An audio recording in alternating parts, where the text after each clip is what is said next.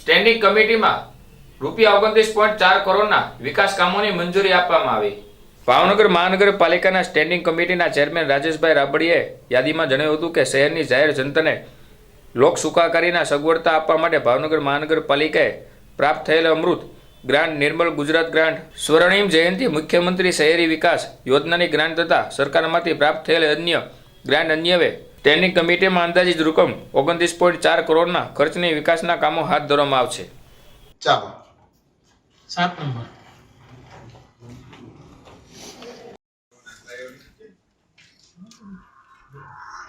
સાચું છે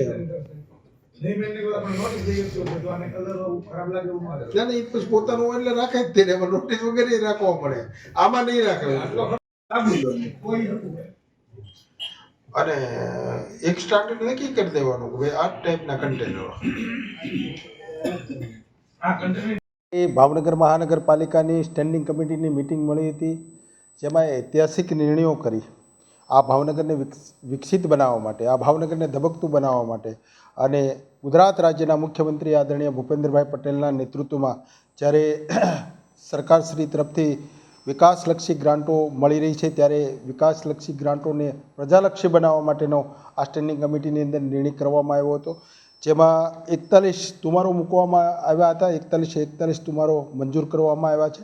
આગામી દિવસોની અંદર આ સ્ટેન્ડિંગની અંદર 29 કરોડના ખર્ચે વિકાસના કામો થવાના છે। ખાસ કરીને ઘોઘા સર્કલ વિસ્તારની અંદર ફૂડ પાર્ક બનવા જઈ રહ્યું છે। ફૂડ પાર્કની જગ્યામાં આપણે સારી રીતે ફૂડ મેળવી શકીએ, નાસ્તાઓ, રોજબરોજના નાસ્તાની લારી છે, આ જે વસ્તુઓ બહાર અલગ અલગ જગ્યાએ જવું પડતું હતું એને બદલે એક જ જગ્યાએથી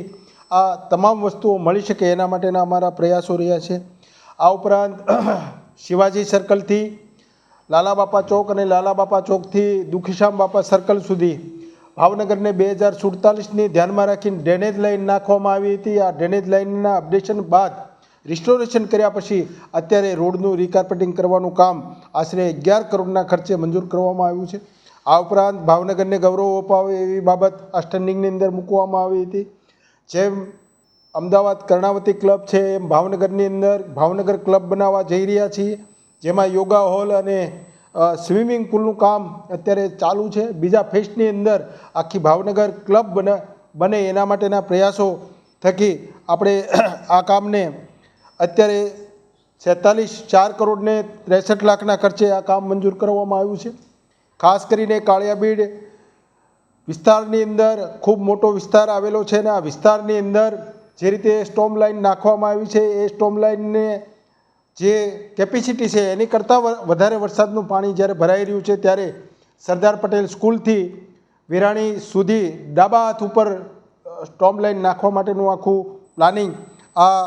એજન્ડામાં મૂકવામાં આવ્યું હતું। આ ઉપરાંત એજન્ડા નંબર 28, 29, 30 અને 31 જે મુદ્દાઓ છે એ ભાવનગર 1982માં આ કોર્પોરેશનની અમલવારી થઈ છે ત્યારથી જે નિયમો ચાલુ હતા, જે બાબતો ચાલુ હતી એને પ્રવર્તમાન સમયને માંગને ધ્યાનમાં રાખીને આજે ટેકનોલોજીના યુગમાં આગળ વધ્યા છીએ ત્યારે એ નિયમોમાં ફારફેર કરીને જે રીતે સરળતા પડે, લોકો ટેકનોક્રિએટ થાય એના માટે થઈને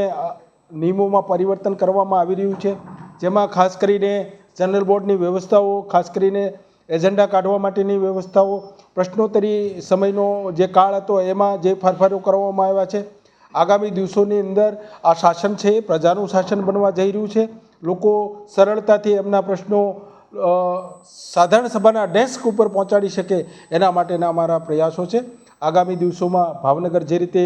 હરણફાળ ભરી રહ્યું છે, મને એવું લાગી રહ્યું છે કે મેગા સિટી તરફની આ દોડ માટે હું પુનઃ એકવાર આદરણીય ભૂપેન્દ્રભાઈ પટેલ સાહેબનો આભાર માનું છું અને ભાવનગરની જનતાનો પણ આભાર માનું છું કે જે રીતે ભાવનગરમાં કામ થઈ રહ્યા છે અને જે રીતે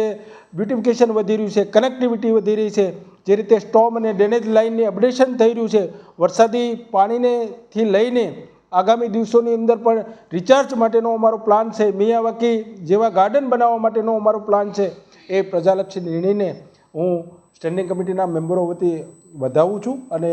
શુભેચ્છાઓ આપું છું।